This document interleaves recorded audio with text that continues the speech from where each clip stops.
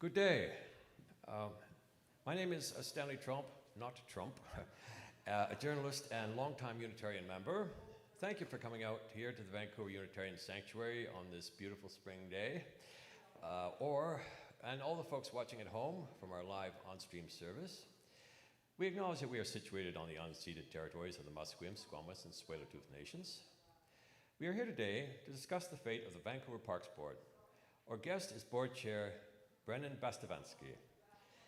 The Vancouver Park Board was established 130 years ago. It oversees 250 parks and gardens, including Stanley Park, 24 community centers, with pools, playing fields, and 3 golf courses. In the last civic election of 2020, the now ruling ABC party stated it would fix the Parks Board, but never explicitly said it would abolish it. Yet, one day last December, out of a clear blue sky, Mayor Ken Sim announced he wanted to scrap the elected board. He introduced a motion to ask the provincial government to change the Vancouver Charter to dissolve the board. Then 3 ABC Parks commissioners, including Brennan, left to sit as independents. The issue came to a council vote on December 13th. 160 people registered to speak and did so for 12 hours. 86 members of the public opposed the motion, while 9 supported it. It passed by 8-3 councillor vote. Then in March, Premier David Eby said he agreed with the mayor's plan in principle, but would wait until after the October 19th provincial election before deciding. That month, the presidents of 17 community center associations in Vancouver urged the Premier to reconsider his decision, adding the board was critically underfunded by council for decades. 3 local First Nations endorsed the mayor's plan, but didn't detail why. For many, the main question is democratic process. That is, even some who support the abolition objected that it was not an election issue, and so the mayor has no public mandate to do this. Their problem was not what was done, but how. So, how much does the public care about the Parks Board? In March, Premier Eby joked it was an issue many British Columbians are lying awake wondering about. Yet, a petition by Sarah Blythe at change.org has 4,300 signatures. Amongst the hundreds of comments on the site, the most common was the fear of land development, such as, say, building housing on Langara Golf Course. But I have seen no evidence of that may happen yet. Will it be an election issue for Vancouver MLAs? Who knows? But Sun columnist Von Palmer, who called the mayor's plan a hit job, wrote that, quote, deep down inside, the NDP must be whispering a prayer that this emerging civic issue, civic controversy, does not turn into another Surrey police situation, unquote. BC Conservative leader John Rustad says Victoria should order a referendum on the question. Personally, I'm undecided whether it is a good idea or not. Could the parks be run as well or better from City Hall? I don't know. That's what I'm trying to learn. I want to emphasize that I tried to make this a two-sided debate, not a partisan rally. So 6 weeks ago, I called upon all the parks commissioners and city councillors who voted to terminate the Parks Board to speak on the other side, but nobody even replied. So the other side of the debate is represented here by the empty chair on the stage. At least we tried. So now we'll start the forum. The format will be Brennan speaking for 15 minutes, and then we will read questions. We have a lot of ground to cover, so without further ado, will you please welcome Vancouver Parks Board Chair Brennan Bastyovanszky. Thank you, Stanley. Yeah, up here is good.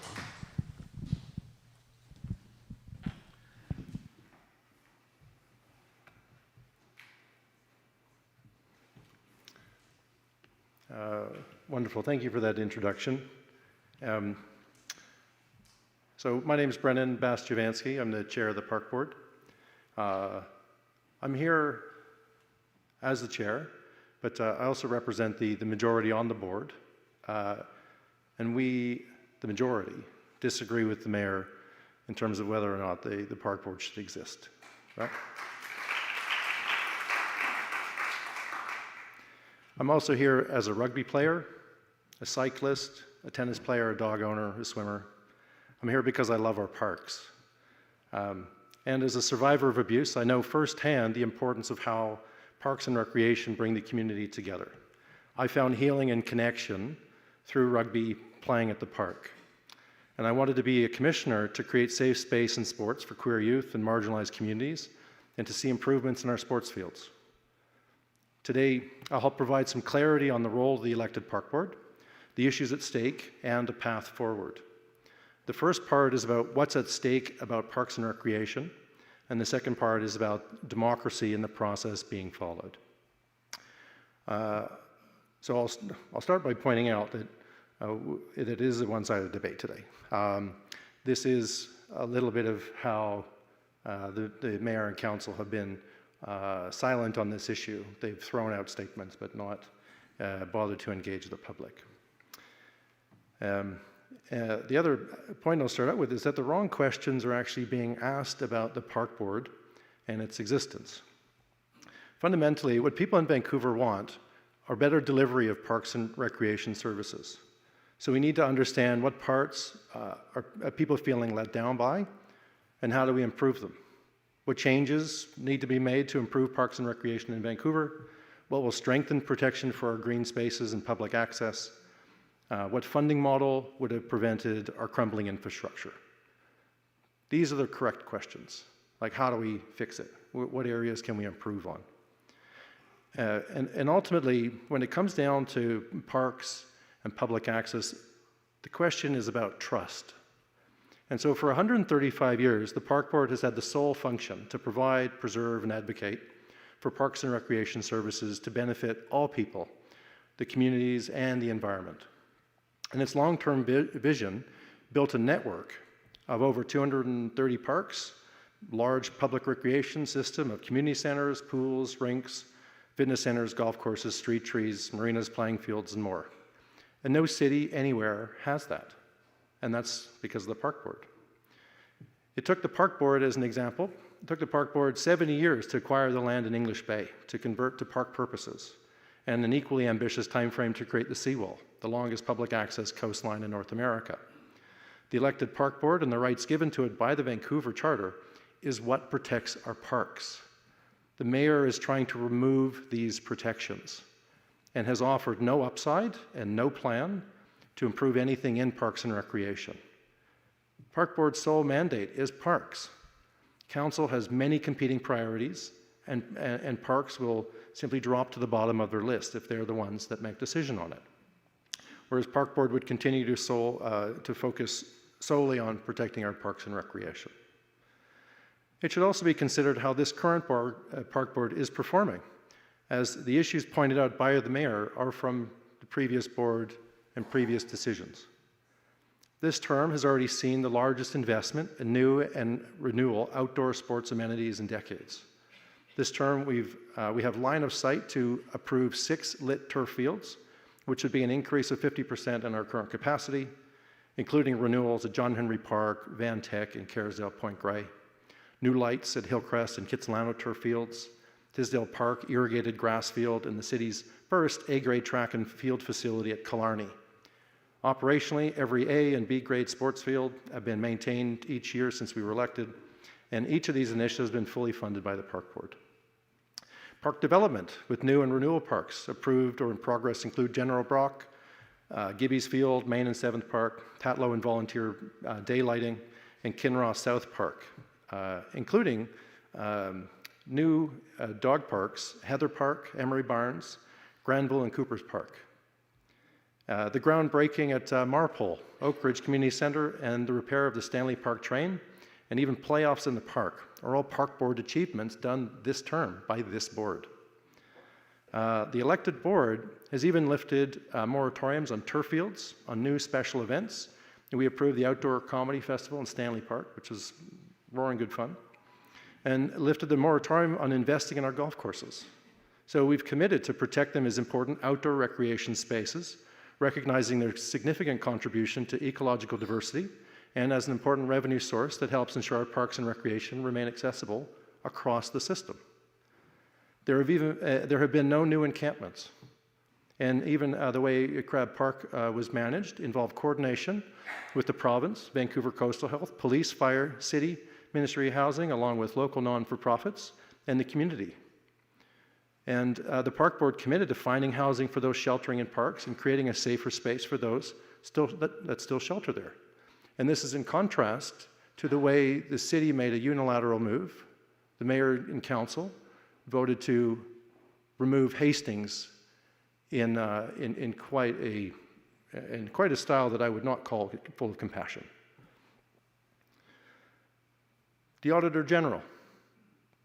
Auditors don't normally get like it's not usually an exciting topic, but for me, I was the one that moved it.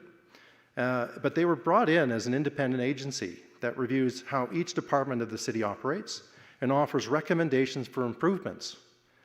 In 2023, the Auditor General made recommendations to revenue generation and retention processes.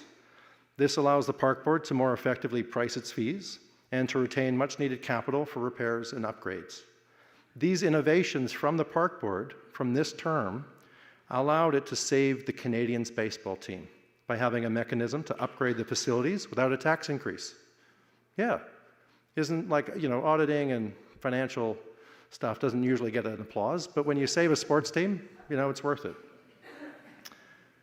And in 2024, the Auditor General is reviewing capital asset management, how our infrastructure is maintained, renewed, and how the expansion is funded.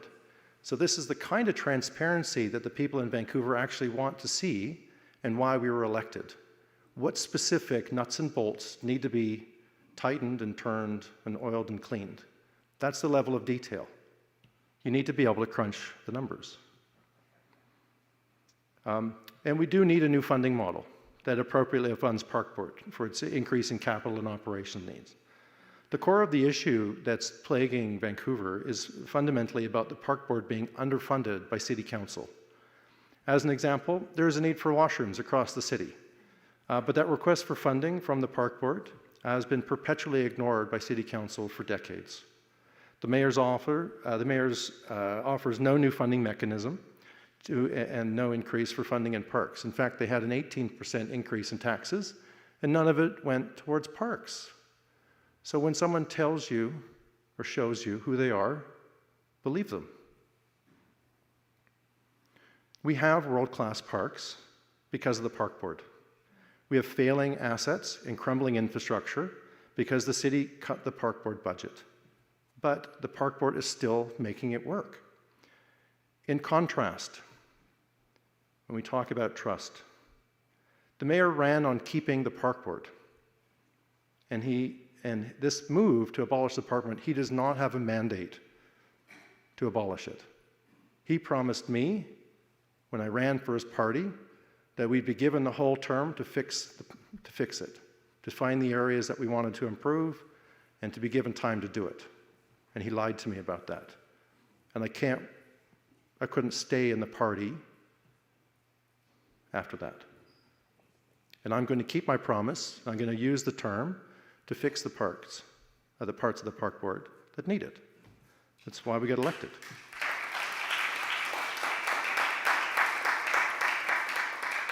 It's simple. Do what you say you're going to do. So this is fundamentally an issue of honesty. Ken promised he was committed to a Park Board. His unilateral decision to abolish the Park Board was underhanded and occurred without any consultation with the Park Board or members of his own party. The mayor is refusing to answer questions from the public about why he's doing this, without any consultation with the children, the mums and dads, and grandparents who use our parks every day. The ABC commissioners, at the direction of the mayor's office, voted against dog parks. They voted against multilingual public engagement. They broke a promise to fund a protected bike lane in Stanley Park. They voted against allowing the Park Board to access federal funds to protect our coastline from climate change. They proposed a segregated park for exclusive use by certain groups. And Council denied funding requests that would allow the Park Board to implement the Auditor General's recommendations to improve sports around revenue, as well as requests to fund improvement in sports field permitting, special events permitting, and the mayor has even started discussions to sell naming rights to our parks and community centers. Shame, exactly. Last fall, the mayor said that by not having elected Park Board, we'll save millions of dollars a year. But he's not said where those savings might come from. More recently, he said naming rights for park centers would generate $100 million. But where are the details? Right? He's admitted he doesn't crunch numbers. So would you trust your own accountant if they refuse to show you how they calculated your tax return? Nah, CRA would take you away. And yet that's what he's asking us to do. And the Park Board, it has exclusive jurisdiction over temporary and permanent parks. And it operates the facilities like the community centers and indoor and outdoor pools as a tenant. The city owns the facilities and is responsible for their maintenance, capital funding for renewal, and new facilities. This is the biggest area where people feel let down. It's the parts that the city is responsible for. Facilities used to be under Park Board care with its own engineers and a large capital budget for expansion and renewal projects. That changed about 15 years ago, which is when the last time City Council tried to muscle in on Park Board territory under the guise of cost savings. The result is the crumbling infrastructure we've all seen and disappointed Vancouverites. The Park Board advocates for public green spaces, which parallels Minneapolis, the other elected Park Board, where all their waterfronts are also all public. If you look to Seattle, Toronto, and Montreal, that have city councils run their parks in the way that the mayor is proposing, their waterfronts have all been sold to developers with very little left for public enjoyment. Sunset Beach, David Lamb, and parts of Jericho Beach are temporary parks, which would lose the protections and advocacy afforded to them under the elected Park Board.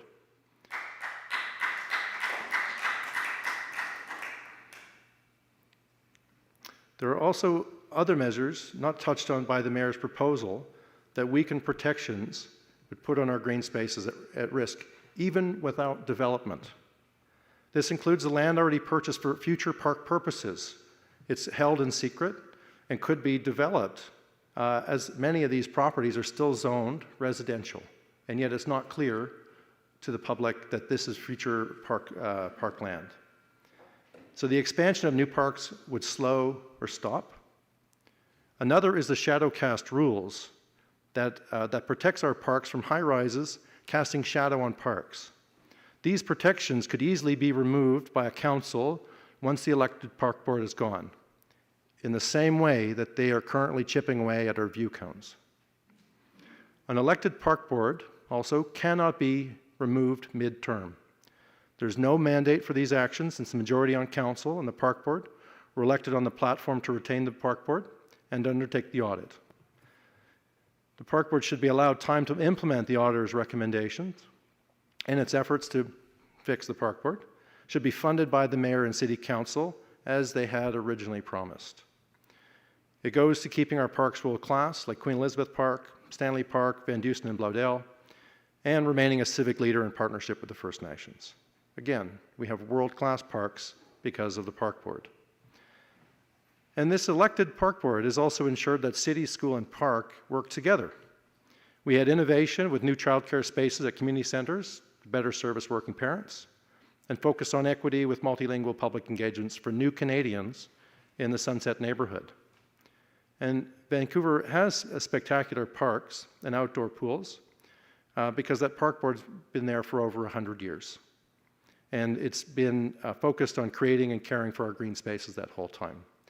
That's the key difference between Vancouver and the other major cities, which have very little green space and no public waterfront access. And without the Park Board, it'll be very easy for City Council to sell off or impact 40% of the parks that are currently deemed as temporary. We have so many parks because we have a Park Board. Having changes to park designation changed by unanimous council vote as part of the mayor's proposal is only meant to deceive you. It is stronger to require an independent body dedicated to protecting green spaces to advocate than to trust a single body that has no history of protecting green spaces. Council can destroy parks without developing them. Park Board plans the next 100 years when it looks at how it acquires land, the way land is developed, and how it is spread across the city to address equity issues, and to ensure our spaces remain public and accessible. The city does not have a good performance record on any of these issues. And look, there are many cities that have a park board. In Surrey, Richmond, and Abbotsford, it's appointed by council. But there hasn't been an argument made on how going from an elected board to an appointed one enhances accountability. We've already seen political interference from the mayor's office with the police board. Would you want that on an appointed park board? Now, previous councils have cut the park board budget. Getting rid of an elected park board doesn't address the underlying issue. The council approved the budget and has yet to restore our funding. Council is already overloaded. They should be focusing on housing, and parks takes away their focus on that. And Vancouver has had a tradition that governance changes have always gone to referendum. Recently, there was a referendum on wards. If Ken wants to make a governance change this significant, he should run on that at the next election and take it to referendum if he wins re-election. There has been no argument made that the city's proposal would deliver better parks and recreation. Mayor and council have only looked for ways to take political credit for park board successes and to consolidate power in the mayor's office. Ideally, this elected board will be given the time to implement the improvements to our services as outlined by the Auditor General and the residents' feedback. And the mayor's plan to abolish the park board, it is not a done deal. There has been no changes in legislation. There is a provincial election to come, and the new government, in whatever form it may be, will still need to see the plan from the mayor, and the MLAs will have an opportunity to deliberate on it. The mayor has proven that he is ineffective at making changes in the city and hasn't done anything he's promised so far. I'm confident that his incompetence will reveal itself in the final proposal. And so as a call to action, I invite everybody to write to the MLAs across the province and all the candidates. This isn't just a Vancouver issue. All the MLAs in the province need to understand the importance of having protection on our parks and what it means when you lose your right to vote, when you lose your voice, when you're no longer being heard, and what that means. If you have a spouse, talk to them about it. If you have children, talk to them about it. And grandchildren especially need to know the importance of democracy and what it means to have a vote and the consequences of when your votes are taken away. There is also a committee meeting at the Park Board scheduled for July 22nd, where the community will have an opportunity to express how they feel about protecting our parks and protecting our democracy. And I look forward to hearing from everyone in the city on that. Thank you.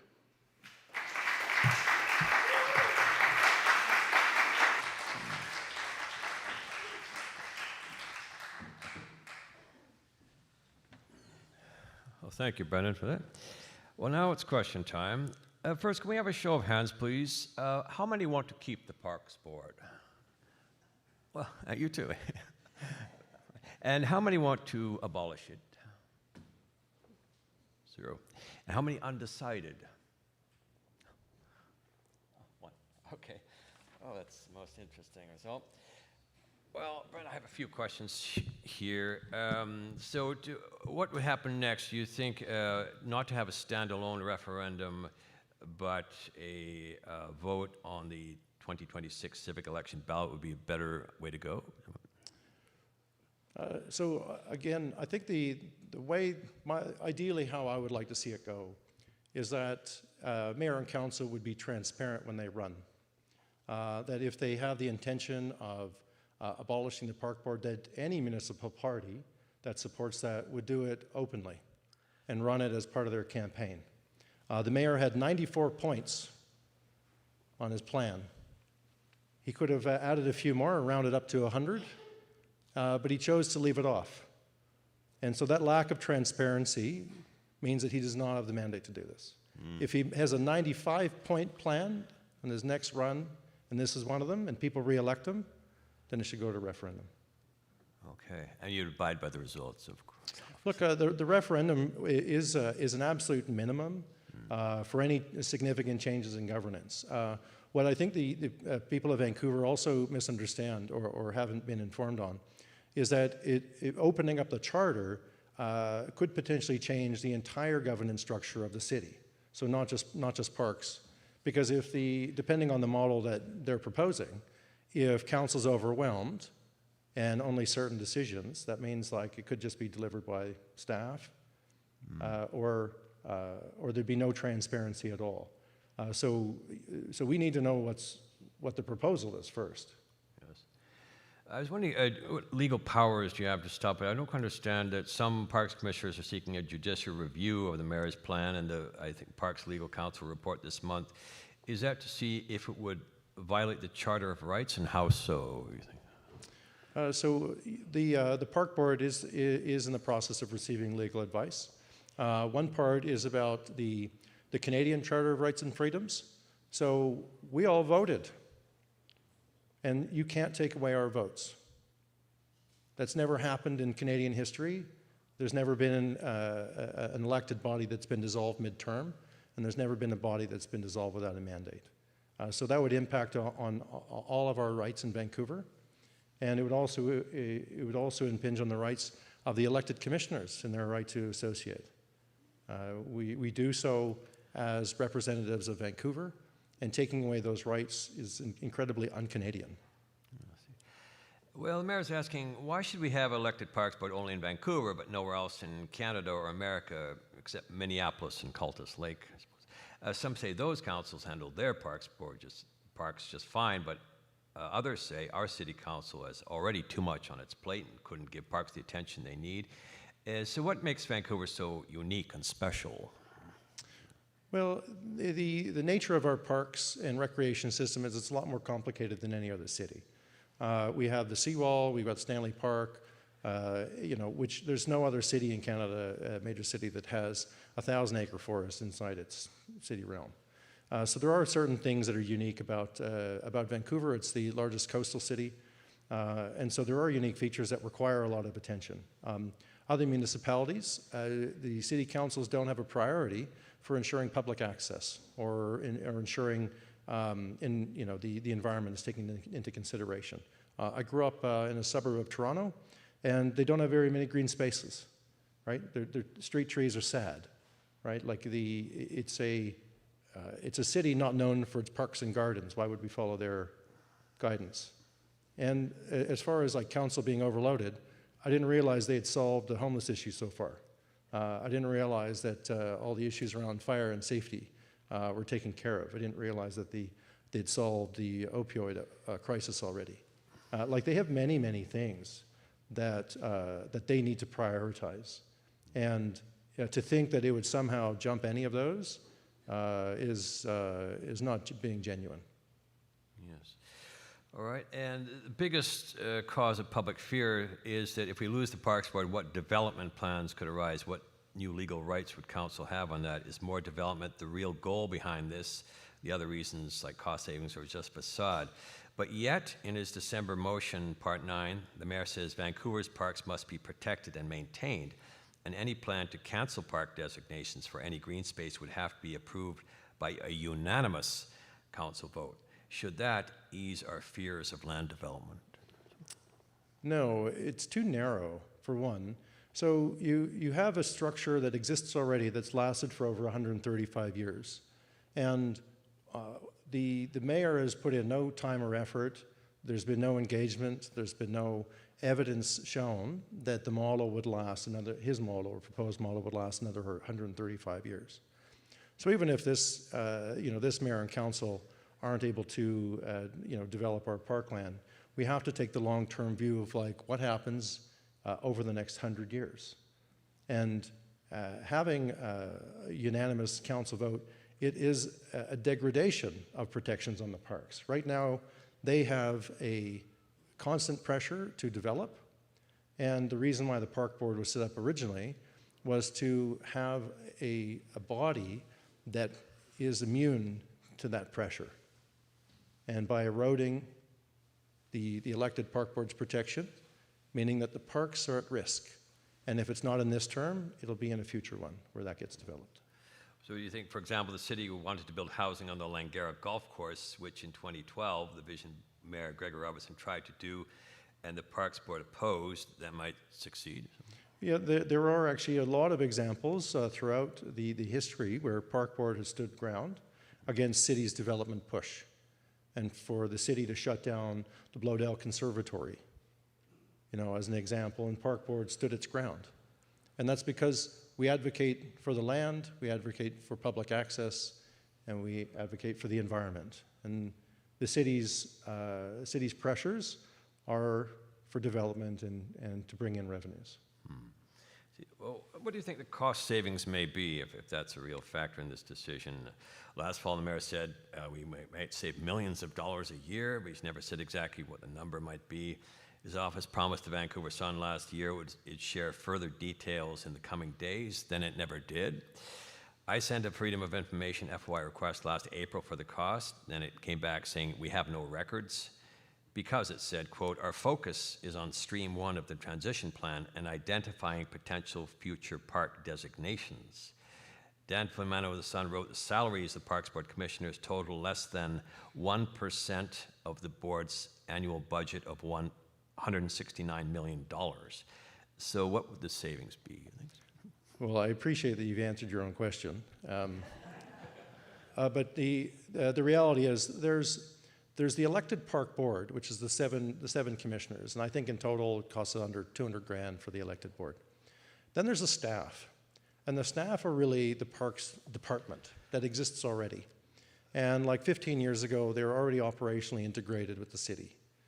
So we have shared services like HR and IT, and they work and collaborate every day on issues like between parks and engineering.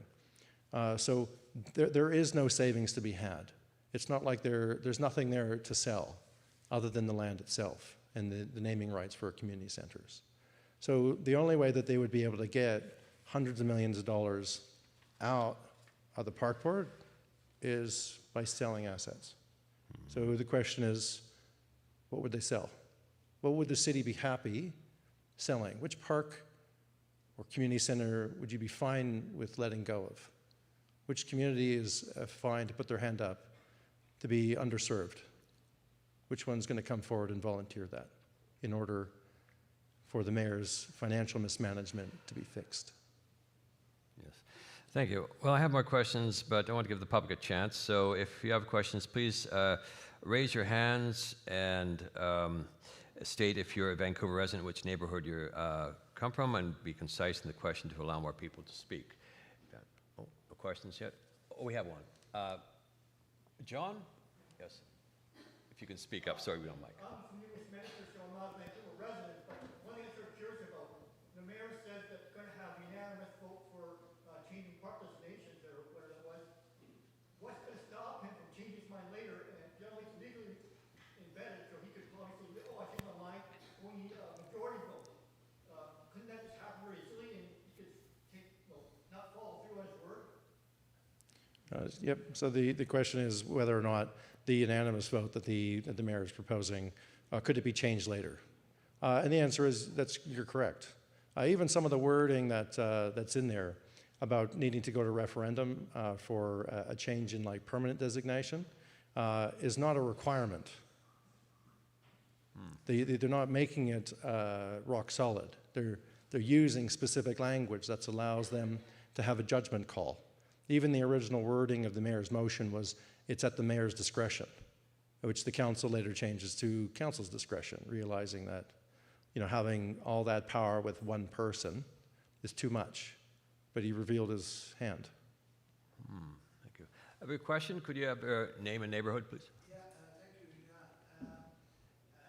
Referendums are... Your neighborhood? What from? Yes, please. Oh, I'm in Oakridge here. I live here in Oakridge. Okay. Yeah, Thank you. My name is Nathan Williams. Thank you. Referendums are okay to some degree, but look what happened with the road system referendums. How many referendums we went through? And the provincial government doesn't want to makes the rules, 50%, 60% or more. And unless we get a proper governance for the city, like you said, not just the Parks Board, but the whole governance should be changed because it hasn't changed for over 100 years. And many other cities in Canada and elsewhere have more democratic way of running things. So referendums are only good as who designed them and how it's done. You know, as I said, the award system, I've been fighting for what, 50 years now for the award system, you know, and we are the only major city in Canada that doesn't have an award system, you know. Yep. So you have to look at it and speak to the provincial government, make sure that they are involved. Yes, and so the question is about the validity of and effectiveness of using a referendum. So when a referendum can be effective when the city is properly informed, when they understand what's at stake, when the correct wording of the question is actually put to the ballot. The idea of an elected park board in its unique status makes it a bit of a nebulous concept. I'll grant them that, because it's so unique. And so people don't understand where the boundaries lie between the responsibility of the elected board, the Parks Department staff, and the responsibility of the city. And in that opaqueness, the city and its residents could easily make a mistake without a properly worded referendum question and a fair and balanced education system and process for engaging people in the city. Because it could be like Brexit, where now the UK are upset and have decided that it was a terrible idea. The thing is that once your parks are developed, when the buildings go up, when the pavement gets laid, that green space is gone. And so it's not like, you know, when you get a haircut and your sideburns are accidentally trimmed. Those will grow back. But once the green space is gone, it's gone. And you can't bring it back. And people need to understand the importance of that. Thank you. One question here? Yeah, John Cooper. I'm a former park commissioner and I live in the Olympic Village. So just some clarification. So for instance, when the mayor talks about a unanimous vote, he's talking about a unanimous vote of those councillors present for the vote. The whole council doesn't necessarily have to be there. He can conveniently send some of his councillors off to the GBRD for a meeting or something like that. So a unanimous vote is not the protection that we have now. Right now, it takes a two-thirds vote of both the park board and city council to remove a park from inventory. This protection is much, much less and much weaker, so don't be fooled. Am I right? That was my question, am I right? John's question is he right? So the question is about the unanimous vote required by council. Is it rock solid? Is it trustworthy? The answer is no. You are correct, John, that there are shenanigans that could be played. It's those that are present on the day. And as you see, the mayor has missed more council meetings and more votes than any mayor in history. And so that could easily be the case going forward. Yes, thank you. Another thing that came up, the three local First Nations bands endorsed the mayor's plan, but there's no detailed explanation in their news release. Do you know why? Well, the nations, and I don't speak for the nations, they're another stakeholder in the discussion, just like Park Board is.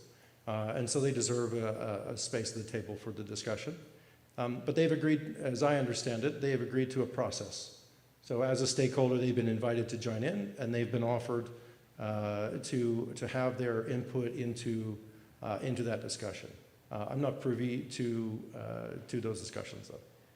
Oh, all right. We have one written question by Linda. She asks, also when visiting other places like Mexico, China, England, their parks have far more amenities. Many of our parks are just a patch of lawn, maybe with a baseball field. Why are Vancouver parks so plain, and will preserving the Parks Board increase funding for parks?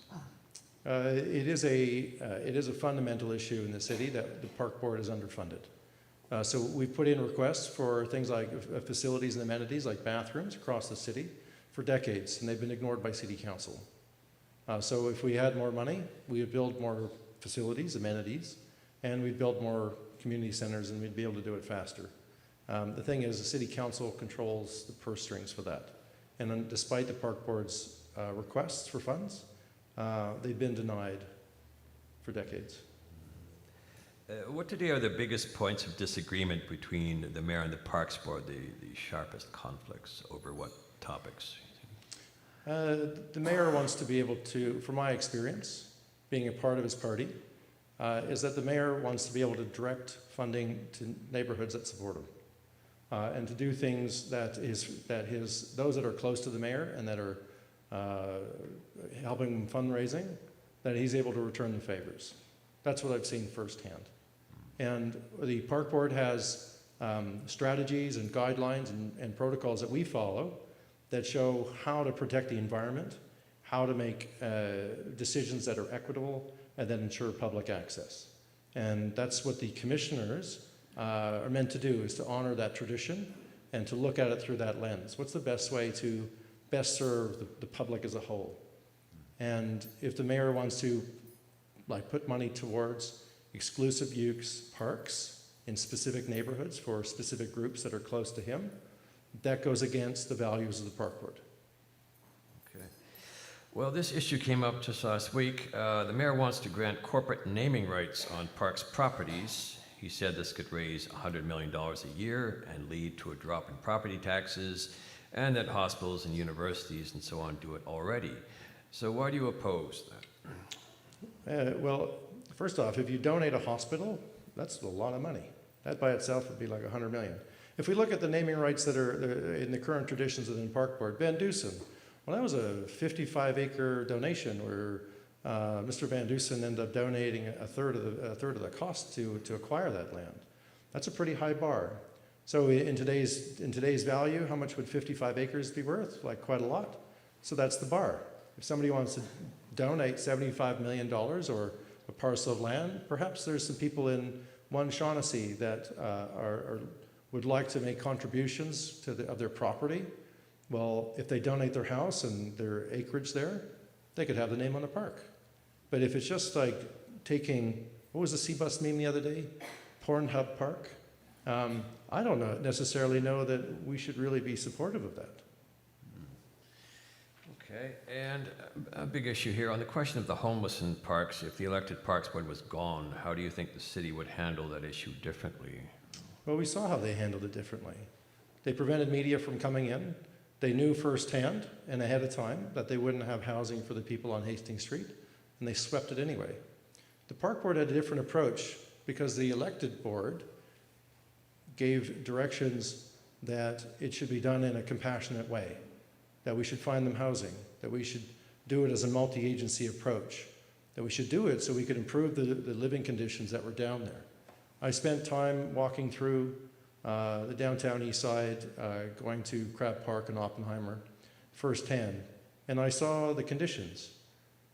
And it was incredibly needed to improve the living conditions, and we did it in a compassionate way. And that was in stark contrast to what happened with the mayor's unilateral move on Hastings Street. Any more questions? Oh, we have, yes, running short of time, but yes, sir, you on there.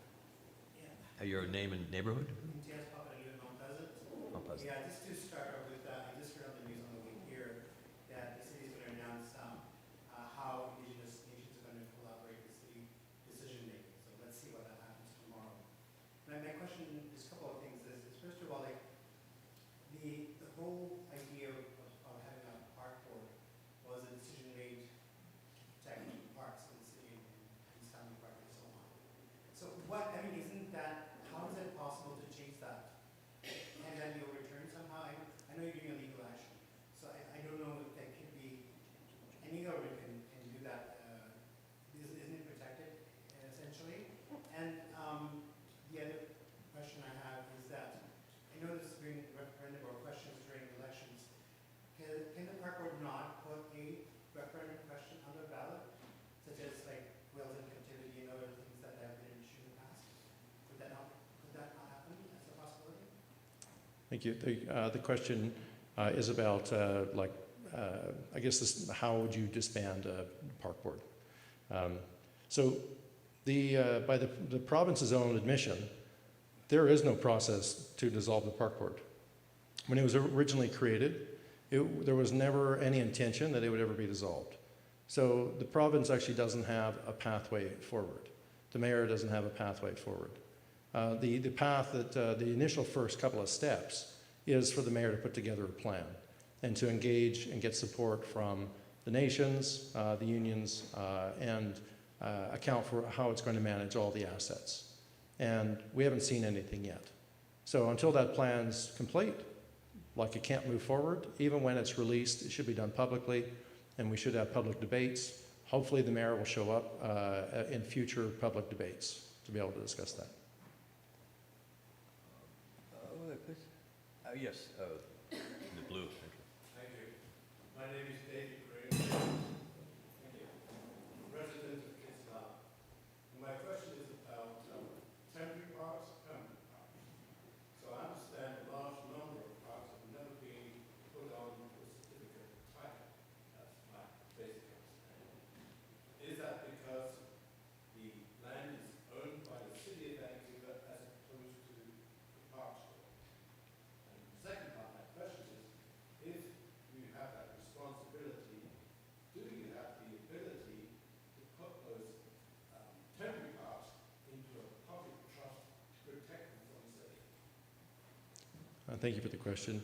So the question is about temporary parks and how do we change and protect those, and also ownership and control. So the land is owned by the city. That's just a structure that's held in. But the park board has exclusive use over temporary and permanent parks. So anything that happens to them or happens in them is our exclusive jurisdiction. So it has protection now. If they tried to change the status to remove it from park status, at the moment the park board would absolutely have a say in that, and we'd be one of the main strong advocates for it. With the park board goes, that protection is removed. In terms of being able to put it or change it into a permanent park status or separate it into a trust, the council controls that. And so the request has gone to the city to make all the temporary parks permanent. And they've intentionally kept them as temporary.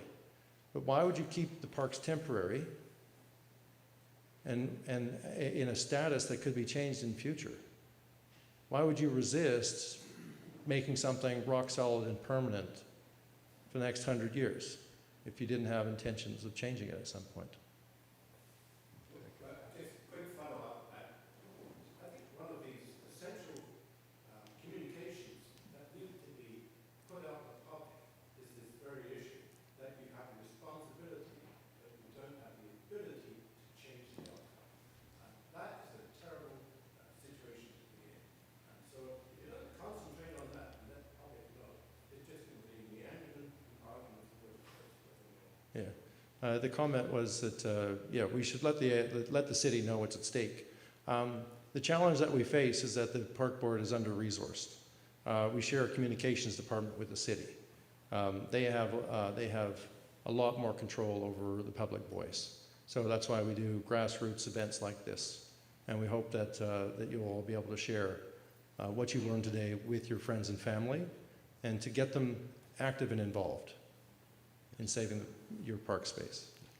Thank you. We have time for one more question here. Hi, Colleen Hardwick, former city councilor, among other things. My question, maybe you can address this, is the mayor had said that he was going to save all this money because the park board was running inefficiently. They were going to save efficiencies. Are you aware that back in 2009 there was a core services review that looked and then combined all of the operating of the park board facilities into real estate and facilities management? So the notion that it was the park board that was being inefficient is completely erroneous, since it's the city through real estate and facilities management that is responsible for the things that are being criticized as being inefficient. So the question is about the efficiency of the real estate and facilities management, which is the city department that's responsible for the maintenance and upkeep of all the park board facilities, and that it had changed in 2009.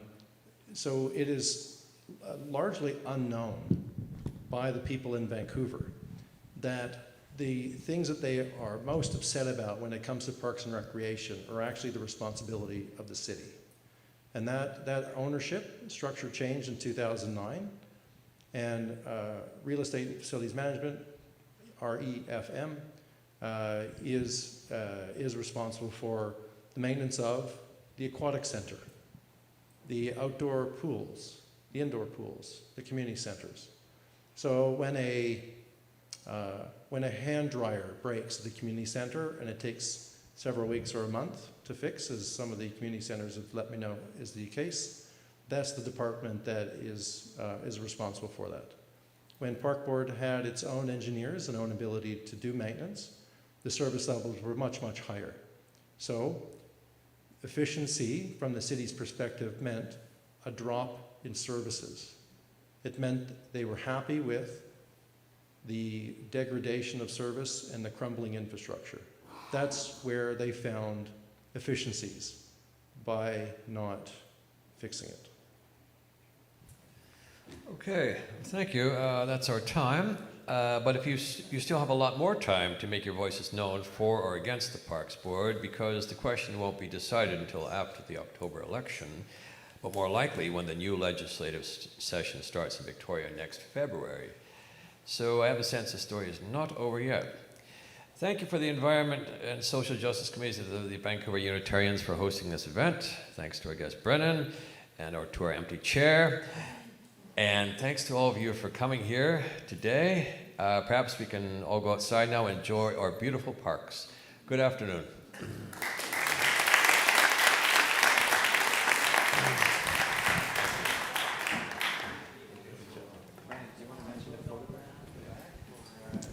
So for those that are interested and have a few extra minutes, and if you'd like to show your support for the Park Board, we'll be taking some photos in the courtyard with the commissioners.